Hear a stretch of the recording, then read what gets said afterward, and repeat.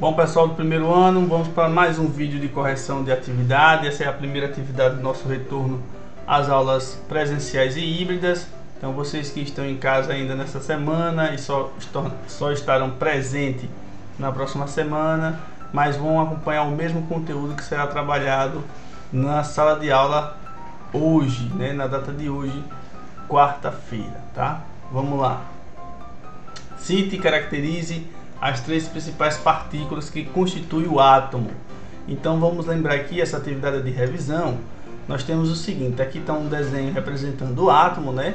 Então nós temos as três partículas fundamentais.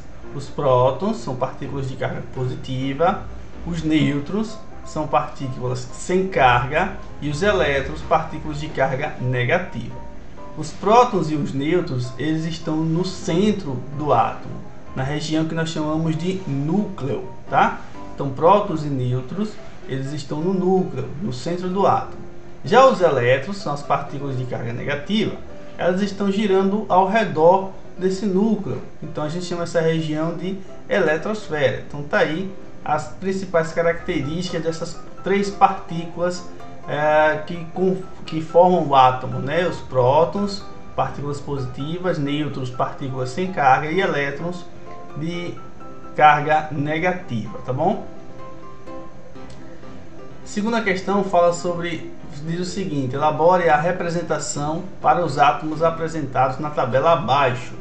Então nós temos aí nessa tabela o nome do elemento, o símbolo, o número de prótons e o número de nêutrons. E aí a gente pode fazer a representação que comporta o símbolo, o número atômico e a massa. Dessa forma aqui, ó. Por exemplo, cloro. O símbolo dele é Cl, então à esquerda abaixo, o Z ali representa justamente o número atômico. E à esquerda acima, a letra A representa justamente a massa. Então vamos lá. Número atômico é a quantidade de prótons que o átomo possui. Então no caso do cloro é o 17.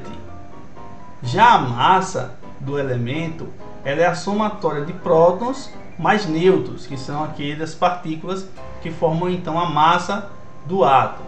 Então vamos somar aí, ó, tem 17 prótons e 18 nêutrons conforme a tabela.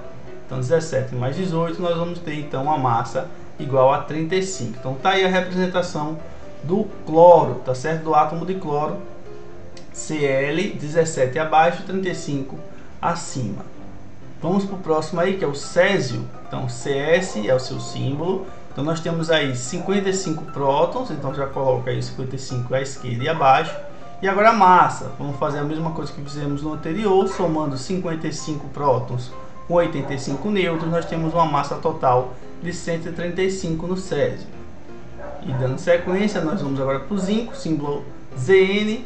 Então nós temos aí número de prótons 30, então é o seu número atômico.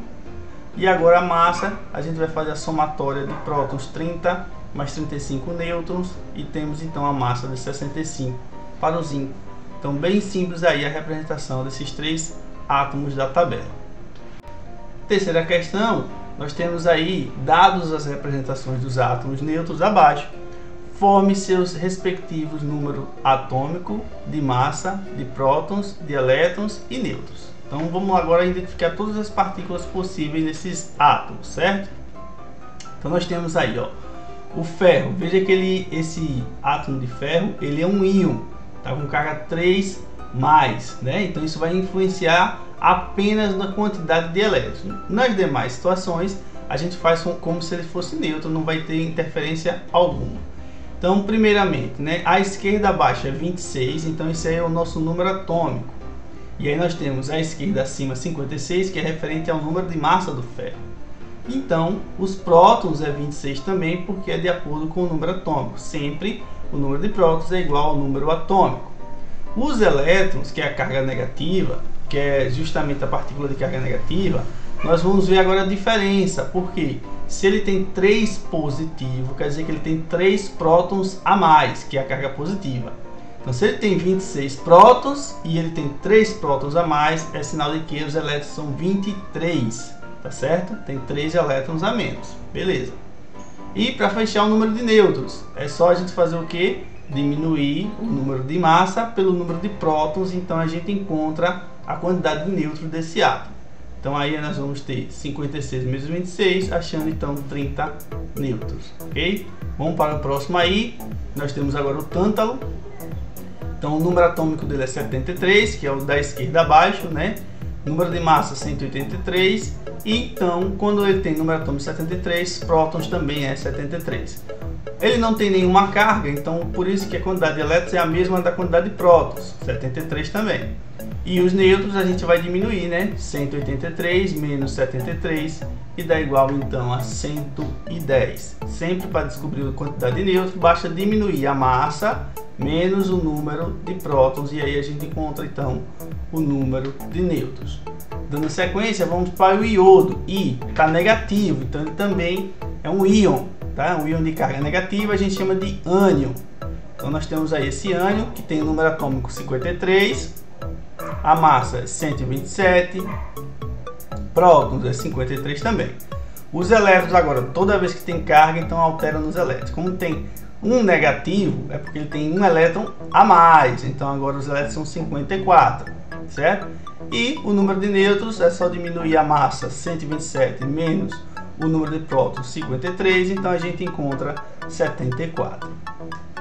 Seguindo na letra D, nós temos o chumbo, também com carga 4+, então carga positiva, ele é um cátion, tá certo? Um cátion tetravalente, porque tem 4 positivo, então tetra, por isso, tetravalente.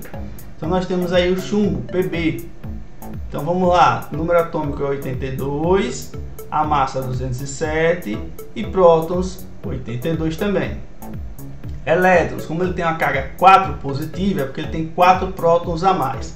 Já definimos que ele tem 82 prótons, então é só diminuir 4 agora, então a gente tem 78 elétrons. E aí, diminuindo 207 menos 82, a gente acha então 125 nêutrons para o átomo de chumbo. Finalizando então a letra E com o telúrio, nós temos aí número atômico 52, massa 127 e prótons 52 também.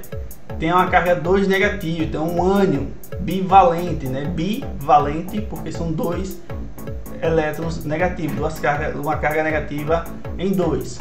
Então aí a gente tem o que? Se ele tem 2 negativos, é porque ele tem elétrons a mais. Quando é negativo, o elétron é que está a mais. Quando é positivo, o próton é que está a mais, tá certo? Então aí nós temos 52 mais 2 elétrons, nós temos 54 elétrons no total do telúrio.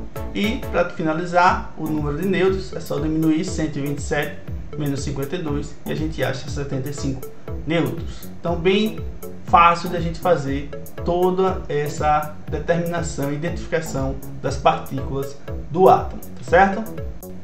Então por hoje foi isso, galera. Continue estudando, tá?